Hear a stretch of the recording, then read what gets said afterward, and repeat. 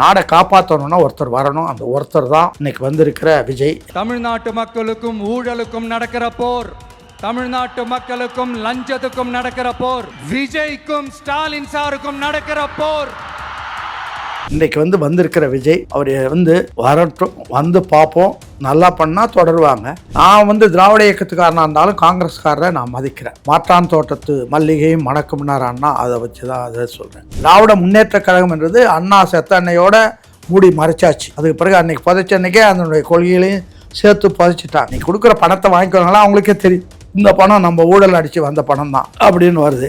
ஆளுங்கட்சி உனக்கு 5 ஆண்டு காலம் வாய்ப்பு கொடுத்தோம்ல, நீ அதை ஒழுங்காக பயன்படுத்தி மக்கள் மத்தியில் செல்வாக்க வளர்த்துருந்தா நீ உனக்கு எதுக்கு கூட்டணி? நீ உன்னுடைய தகுதி, நீ செஞ்ச பர்ஃபார்மன்ஸுக்கே உனக்கு ஓட்டு போடணுமே, போட மாட்டேங்கிறானே. ஆட்சி வந்ததும் நான் 1000 ரூபாய் தர்றேன், 28 மாதம் கொடுக்கல, இப்போ கொடுக்குற இந்த 28 மாதம் பாக்கி அவங்களுக்கு கடன் இருக்குல்ல, ஒவ்வொருத்தருக்கும் இப்போ யாராருக்கு பணம் கொடுத்து 1 கோடியே சில்லற பேர் கொடுத்துருக்கல, அந்த 1 கோடியே சில்லற 31 லட்சம் பேருக்கும் 28 மாதம் பாக்கி இருக்கு. இளைஞர்களையும் உழைப்பாளிகளையும் விவசாயிகளையும் சுரண்டி இந்த நாடு நடக்குதே தவிர இவங்க ஒன்றும் பண்ணலை. இப்போதான் 2 மாசமா நான் அதுக்கு தரேன் இதுக்கு தரேன்னு இது ஏமாற்ற அடுத்த தடவை கொள்ளை அடிக்கிறதுக்காக ஏற்பாடுகள் பண்ணிட்டு இருக்காங்க. அதுதான் உண்மை. இன்னைக்கு அவங்க சொல்றதெல்லாம் டெல்லியிலேருந்து பிஜேபி காரன் வர்றான். இவங்க பிஜேபி காரன் வர்றதுக்கே காரணம் இவங்க தான், அதுக்கு முன்னாடி வரல. சித்திரை ஒன் மீடியா நேயர்களுக்கு வணக்கம். நான் உங்கள் வினோத் துரைராஜ். இன்று நம்முடன் மூத்த அரசியல் தலைவர் மற்றும் அதிமுகவின் முன்னாள் எம்எல்ஏ திருச்சி சவுந்தரராஜன் அவர்கள் நம்முடன் இணைந்திருக்கிறார். வணக்கம் சார். வணக்கம். இப்போதைய அரசியலில் விஜய் திமுகவை எதிர்த்து ஒவ்வொரு கூட்டங்கள்லையும் சரி எல்லா விஷயங்கள்லையுமே திமுகவை எதிர்த்தே பேசுகிறார். நீங்கள் எம்ஜிஆர் கூட இருந்த பொழுது எம்ஜிஆர் அவர்களும் கருணாநிதி திமுகவை எதிர்த்து தான் ஆட்சி அதிகாரங்களில் வந்தார். ஸோ அதே பாணியில் இவர் வர்றாரே, இது ஒர்க் அவுட் ஆகுமா இன்றைய சூழலில்? ஒரு விஷயம், இப்போ அரசியல் எங்கே இருக்குன்னு, அரசியல்லாம் என்ன, what is politics, what is democracy? Democracy இருக்குதா அப்படின்னா சுத்தமாக இல்லை. டெமோக்ரஸியை, ஜனநாயகத்தை அழிப்பதற்குரிய எல்லா வேலைகளையும் எல்லா முஸ்லீம்களையும் பண்ணிட்டாங்க. ஜனநாயகத்தை தேடி அலைஞ்சு எடுக்க வேண்டியதாக இருக்குது. அதுதான் இன்றைக்கு இருக்கிற நிலைமை. இருக்கிறவர்களை நான் யாரும் எனக்கு விரோதிகள் இல்லை. நான் ஒரு பொதுவான பெரியாரோட இருந்தேன், அண்ணாவோட இருந்தேன். இன்னும் அண்ணாவோட 1952 இருந்தேன். அண்ணாவோட இருக்கிற போதே மாற்றுக் கட்சிக்காரங்களை நிறைய மதிப்போம் நாங்கள். இன்னும் உதாரணத்துக்கு ஒன்று சொல்கிறேன். எங்கள் ஊரில் நான் பெரியார் அண்ணா அரங்கம்னு ஒன்று வச்சுருக்கேன். ஒரு 1000 பேர் உட்காரலாம். அதுக்கு முன்னாடி வேணும்னு, அது சின்ன கிராமம்தான், 6 சிலைகளை வச்சுருக்கேன். எப்படின்னா சிலைகள்னால் திருவள்ளுவர் சாலையை பார்த்து ஒன்று, மேடையை பார்த்து ஒன்று, முகம் 2 முகம் இருக்கும். அடுத்தது பாவேந்தர் பாரதிதாசன் சிலை இருக்கும். அடுத்தது பெருந்தலைவர் காமராஜருடைய சிலை இருக்கும். அடுத்து பெரியாருடைய சிலை, அண்ணாவுடைய சிலை, எம்ஜிஆருடைய சிலை. இதெல்லாம் வெண்கல சிலைகள். ஒன்று 7 அடி உயரத்தில் ஒரே இடத்துல. இது மாதிரி தமிழ்நாட்டில் வேறு எங்கேயும் கிடையாது. நீங்கள் பார்த்தீங்கன்னா அங்கே இருக்கிறதுல பெருந்தலைவர் காமராஜரை நீக்கிட்டு பாக்கியெல்லாம் பார்த்தோன்னா ஒரே உணர்வு உள்ளவர்கள். பெருந்தலைவரை ஏன் நான் வைக்கிறேன்னா, நாங்கள் திமுகவில் இருக்கிற போதே அவரை பற்றி அண்ணாவினுடைய கருத்து, அண்ணாவினுடைய எண்ணம், அவருடைய செயல்கள், இதெல்லாம் அவரை என்னை பொறுத்த வரைக்கும் எப்படி பார்த்தேன்னா, காங்கிரஸில் இருந்த திராவிட கழகத்துக்காரர். அதான் என்னுடைய உணர்வு. அப்படி இல்லாமல் இருந்திருந்தால் அவர் இந்த அளவுக்கு வளர்ந்துருக்கவும் முடியாது, மக்கள் மத்தியில் இவ்வளோ பெரிய செல்வாக்கும் இருக்காது. காரணம் அது தவிர அவரை விட ஒரு ஜனநாயகவாதியோ ஒரு நேர்மையானவரோ நியாயமானவரோ என்னால் பார்க்க முடியல. நானும் பார்க்குறேன். அதே மாதிரி அண்ணாவை தினம் இப்போ நான் குறிப்பிட்ட, நீங்கள் பார்த்தீங்கன்னா நான் இருக்கிற இடத்துலலாம் ஒரு லைப்ரரி வச்சுருக்கேன். டெய்லி 3 மணி நேரம் படிக்கிறேன். உலகத்தில் உள்ள தலைவர்களுடைய வாழ்க்கை வரலாறுலாம் படிக்கிறேன். அண்ணாவை போல், பெரியாரை போல், காமராஜரை போல் என்னால் பார்க்க முடியல. நான் திராவிட இயக்கத்துக்காரனாக இருந்தாலும் காங்கிரஸ்காரரை நான் மதிக்கிறேன். மாற்றான் தோட்டத்து மல்லிகையும் மணக்கும்னார் அண்ணா, அதை வச்சு தான் அதை சொல்கிறேன். இப்போ இவங்க ஏன் இப்படி நம்ம நினைக்கிறோன்னா, யாருமே பெயர்ப்பலகையை வைத்து கொண்டு அந்த இயக்கத்துக்கு துரோகம் செய்தவர்கள் தான் இதனால் மக்களிடத்தில் ஒரு மாயை உருவாக்கி அதன் மூலயமா ஆட்சிப்படத்தில் அமர்ந்திருக்கிறார்களே தவிர இது திராவிட இயக்கம் அல்ல, இது அதிமுக அல்ல, இது திராவிட முன்னேற்ற கழகமும் அல்ல. திராவிட முன்னேற்ற கழகம் என்றது அண்ணா செத்த அன்னையோட மூடி மறைச்சாச்சு. அதுக்கு பிறகு அன்னைக்கு புதைச்ச அன்னைக்கே அதனுடைய கொள்கைகளையும் சேர்த்து புதைச்சிட்டாங்க. அதுக்கு பிறகு வெளியில் என்ன பண்ணுறாங்கன்னா, அதுக்கு நேர்முறைனா அந்த பெயர் பலகையை, அந்த விளம்பரத்தை, அந்த மக்கள் செல்வாக்கை பயன்படுத்தி தன்னை வளர்த்துக்கிறாங்க. இதுதான் நடந்தது. இது எப்படி அப்படின்னு சொல்லிட்டு பார்த்தீங்கன்னா, அண்ணா 68 சட்டமன்றத்தில் ஒரு முதலமைச்சராக இருக்கும்போது இவர் எதிர்கட்சி தலைவர், காங்கிரஸ் கட்சியினுடைய தலைவர் கருத்திருமான ஒரு கேள்வி கேட்குறாரு. எல்லா பட்ஜெட்லாம் முடிஞ்சதும் எல்லா எம்எல்ஏவும் கேள்வி கேட்கலாம் அவங்க தொகுதியை பற்றி, பொது பிரச்சனைக்கு. அந்த வகையில் அவர் கேட்குறாரு, மதுவிலக்கில் உங்கள் கொள்கை என்னான்னு. இந்த அரசாங்கம் பிச்சை எடுத்து நடத்துகின்ற நிலைமை வந்தாலும் மதுவிலக்கை நான் ரத்து செய்ய மாட்டேன், அதனுடைய கொடுமை எனக்கு தெரியும், குடும்பங்கள் சிதைந்து போகும்னார் அண்ணா. ஆனால் அண்ணா செத்ததும் உடனடியாக சென்னையில் வந்து கள்ளச்சாராய கடைகள் பெருகுச்சு. அது யாரால் பெருக்கப்பட்டதுன்னு சர்க்காரியா கமிஷன்லேயே சொல்லுவாங்க. சர்க்காரியா கமிஷனில் டிகே கதிரேசன் ஒரு டிஸ்டிலரிஸ் வச்சுருந்தார். இதில் ஆற்காடில் நினைக்கிறேன், ஆற்காடு, ஆமாம், அந்த பகுதியில் வச்சுருந்தார். அவரை கூப்பிட்டு இவர் பேசி எனக்கு பணம் வேணுன்ற போது அவர் தரேன்னு கொடுத்து ஒரு நாளைக்கு 50,000 ரூபாய் பணம் கொடுத்துருவோம். அவர் காலகட்டத்தில் 50,000 அன்றைக்கி டி நகரில் ஒரு கிரவுண்ட் விலையே 5,000 தான். நான் சொல்கிறது 71 கிரவுண்ட் விலை 5,000. என்கிட்ட கிருஷ்ணமூர்த்தின்னு ஒரு தோழர் நான் வந்து சாதாரணமாக வளர்த்து என்னுடைய டிரைவராக வச்சுருந்தேன், எனக்கு ஈக்குவலாக ரேங்க் அண்ட் ஃபைலில் வச்சுருந்தேன். அவர் ஒரு நாள் என்கிட்ட வந்து சொன்னார், இது மாதிரி நான் வந்து பைலட்டாக போகிறேன்னு. ஏப்பா நீ படித்ததே 3வது, நீ எங்கடா பைலட்டாக போகிறதுன்னு. ஒன்றும் இல்லை, லாரியெல்லாம் போவோம், அதுக்கு முன்னாடி நான் மோட்டர் சைக்கிளில் வாக்கி டாக்கி வச்சுட்டு போகணும், போலீஸ் இருந்தால் வண்டியை நிறுத்தி சொன்னோன்னா லாரியை ஓரம் கட்டி நிறுத்திடுவாங்க, அதுக்காக போகிறேன்றாப்புல. இதெல்லாம் ஒரு வரலாறு வச்சுங்களா. அவர் இருந்தபோதே அந்த கடைகளை அந்த கதிரேசன்கிட்ட பேரம் பேசி, அது சர்க்காரியா கமிஷன், இப்போ நான் சொல்கிறது புதிய செய்தி இல்லை, சர்க்காரியா கமிஷனில் வந்ததே நான் சொல்கிறேன். இப்போ ஏன்னா அந்த கமிஷன் ரிப்போர்ட் கொடுக்குற போது தயாரித்தவங்கள நானும் ஒருத்தன் தான், அதனால் அதில் வர்றது. அப்படி 100 கடைகள், 100 டிவிஷனில் 100 கடைகளை உருவாக்கி அந்த 100 கடைகளுக்கும் 100 பெரிய கார், அம்பாசடரில் பெரிய அம்பாசடர் இருந்தது, அதை வந்து கத்திப்பாராவில் அவருடைய அலுவலகம், கதிரேசனுடைய அலுவலகம் கத்திப்பாராவில் இருந்தது, வச்சுருப்பாங்க. இந்த இதுலேருந்து டிஸ்டிலரிஸ் தர்மபுரியிலேருந்து கிருஷ்ணகிரியிலேருந்து அந்த டிஸ்டிலரிஸில் அங்கே டிஸ்டிலரிஸ் அவருக்கு இருக்குது. அதுலேருந்து அந்த லாரியில் அந்த சரக்கு வரும், பேரல், அது இங்கே கொண்டாந்து இறக்குவாங்க. இறக்குன உழைப்பாடு இந்த காரில் ஒரு டிக்கியில் ஒரு பேரல் தூக்கி வைக்கலாம், ஸ்ப்ரிங் பிளேட் வச்சு தூக்கிடுவாங்க, பெரிய வண்டி அப்போ, அதனால் தூக்கிடுவாங்க. ஒரு டிவிஷனுக்கு ஒரு காரு, அங்கே ஒரு பேரலில் 200 லிட்டர் ஸ்பிரிட் இருக்கும், அதில் 600 லிட்டர் தண்ணி ஊற்றினா அது குடிக்கிற சாராயம், அதை விற்றுக்கிட்டு இருந்தாங்க. அது முதல்ல. அப்புறம் உடனே பேப்பர்லலாம் நிறையா குடி வந்துடுச்சு, போச்சு வந்தால் குடி பெருகி விட்டது, அதனால் நான் நல்ல சாராயம் கொடுக்குறேன்னு அப்புறம் தான் அவர் கடையை ஆரம்பிக்கிறார். ஆக அதை உருவாக்குனது இவர் தான். இது ரகசியம் வந்து ஒன்றும் பெரிய ரகசியம் இல்லை, சர்க்காரியா கமிஷன் ரிப்போர்ட் எடுத்து பார்த்தீங்கன்னா அதிலே இருக்கும், இது பூரா டீட்டெயிலும் இருக்கும். இந்த கதிரேசனை வச்சு பண்ணது, அதுக்கு அவருக்கு டெய்லி 50,000 பணம் கொடுத்தாரு, அதெல்லாம் இருக்குது வரலாறு. நான் என்ன கேட்குறேன், ஒரு திராவிட இயக்கத்தை 1900 போதெல்லாம் நம்மளாம் 1% கூட படித்தவங்க கிடையாது. அப்படி இருக்கிற போது படித்த சில பேர் வந்தாங்கன்னா அவங்களும் உயர்ந்த ஜாதிக்காரர்கள் பார்ப்பனர்களோடு சேர்ந்துடுறாங்க. யாராவது ஒருத்தர் 2 பேர் பணக்காரன் வசதி இருந்து படிச்சுட்டான்னா அவன் பார்ப்பனோடு சேர்ந்துருவான். எப்படி படிக்கிறதை பற்றியோ இது சமுதாயத்தை பற்றியோ அவங்களுக்கு கவலை இல்லை. அப்போ தான் ஒரு 2 பேர் ஆரம்பிக்கிறாங்க. முதல்ல சென்னையில் 1909 ஒரு 2 பேர் ஆரம்பிக்கிறாங்க. ஒருத்தர் வந்து சுப்பிரமணிய பிள்ளை, இன்னொருத்தர் வந்து புருஷோத்தம நாயுடு, 2 பேருமே சேர்ந்து சென்னை பார்ப்பனர் அல்லாத அரசாங்கம்னு முதல்ல ஆரம்பிக்கிறாங்க. அவங்களுக்கு அன்னைக்கு பார்ப்பன ஏகாதிபத்தியம் இருக்கிற போது அவ்வளோ தைரியமாக ஒரு 2 பேர் ஆரம்பிக்கிறாங்கன்னா அது ஒரு பெரிய விஷயம். இன்றைக்கி ஆரம்பிக்கிறது சுலபம், அன்னைக்கு ரொம்ப கஷ்டம். எல்லா தளத்திலையும் பார்ப்பனர்கள், ஜட்ஜு பார்ப்பேன், வக்கீல் பார்ப்பேன், மேஜிஸ்ட்ரேட் பார்ப்பேன், பப்ளிக் ப்ராசிக்யூட்டர் பார்ப்பேன், அதிகாரிகள் பார்ப்பேன், எல்லாம் பார்ப்பன மயமாக இருக்கும்போது அவங்க ஆரம்பித்தது ரொம்ப கஷ்டமான வேலை. அதை ஆரம்பித்து அதுக்கு பிறகு நடேச மொழியார் வந்து அதை பிக்கப் பண்ணி அதுக்கு பிறகு அது தென்னிந்திய நல உரிமை சங்கமாகி சுயமரியாதை இயக்கமாகி திராவிடர் கழகமாகி திமுக ஆகி வளர்ந்துக்கிட்டு வருது. இதுக்கெல்லாம் பாடுபட்டவங்க இருக்காங்களா எவ்வளோ பேருன்னு நீங்கள் கணக்கு பார்த்தீங்கன்னா, ஏன்டா எனக்கு இப்பொழுது வயது 88, நான் சின்ன பிள்ளையிலேருந்து அதை பார்க்குறபோது எவ்வளவோ பேர் வாழ்க்கையை இழந்திருக்கான், சுகத்தை இழந்திருக்கான், சொத்தை இழந்திருக்கான், ஜெயிலுக்கு போயிருக்கான், எல்லாமே பண்ணியிருக்கு. அவன் வந்து எங்கேயாச்சும் ஒரு 5 ரூபாய் கிடைச்சா அதை கொண்டாந்து கட்சிக்காக செலவு பண்ணான். அப்படியெல்லாம் வச்சு வளர்த்த ஒரு இயக்கம், கொள்கைகளுக்காக வளர்த்த ஒரு இயக்கம்.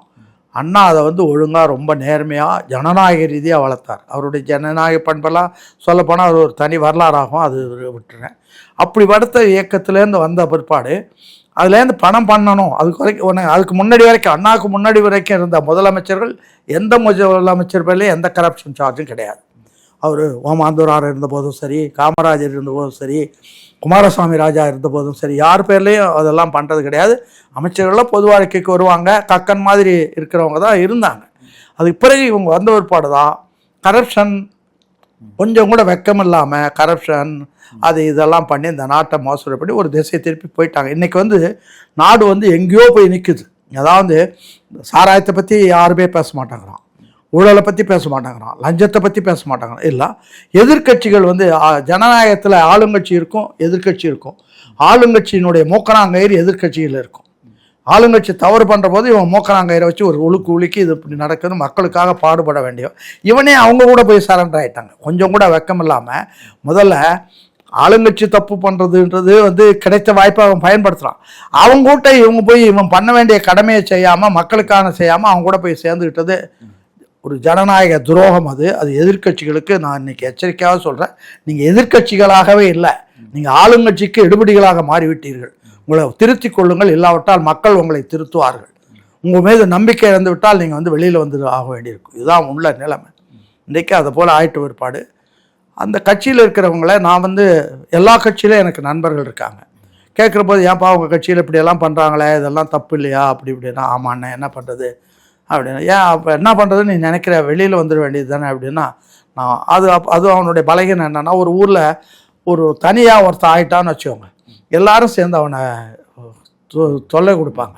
அதனால் ஒரு கூட்டத்தோடு இருக்க வேண்டிய சூழ்நிலை இருக்குது. அந்த கூட்டத்தில் இது பழைய காலத்தில் எருதுகள் 4 எருதுகளும் ஒரு புலியும்னு ஒரு கதை 3வது 2வதுல படித்து நான்லாம் படித்தேன். 4 எருதுகள் சண்டை போட்டுக்கிட்டு தனித்தனியாக இருக்கும்போது புலி வந்து வரல ஒன்று ஒன்றா அடித்து கொண்டுடும். ஒற்றுமையாக இருக்கிற போது 4 எருதுகளும் சேர்ந்து புலியை அடிச்சிடும். அப்படி ஒரு சூழ்நிலையில் அவங்க இருக்கிறாங்களே தவிர உளப்பூர்வமாக அங்கே இல்லை. பல பேர் எல்லா கட்சியிலையும் சொல்கிறேன், அப்படி தான் ஆயிடுது. காரணம் சரியான தலைமையோ ஜனநாயக பண்புள்ளவங்களோ அது இத்து போயிட்டாங்க. இதை சமீபத்தில் ஒரு 3 மாதத்துக்கு முன்னாடி தினமணியில் ஒரு கட்டுரை வந்தது, தமிழ்நாட்டில் தலைவர்களே இல்லை அப்படின்ற மாதிரி, ஒரு யாருமே தலைமையாக இருக்கிற தகுதி உள்ளவங்க இல்லை அப்படின்னு வந்தது. அப்போ இந்த கட்சிக்காரனை கேட்குறோம், ஏன்ப்பா நீ இது மாதிரிலாம் இருக்கிற என்னடா விஷயம்னா, வேறு யாரென்ன இருக்கான்னா, நான் வந்து விஜய் இன்னி வரைக்கும் பார்த்ததில்லை, பேசுனதில்லை, ஒன்றும் கிடையாது. ஆனால் வந்து யார் வருவாங்கன்னு யாரோ ஒருத்தர் வர்றாங்க.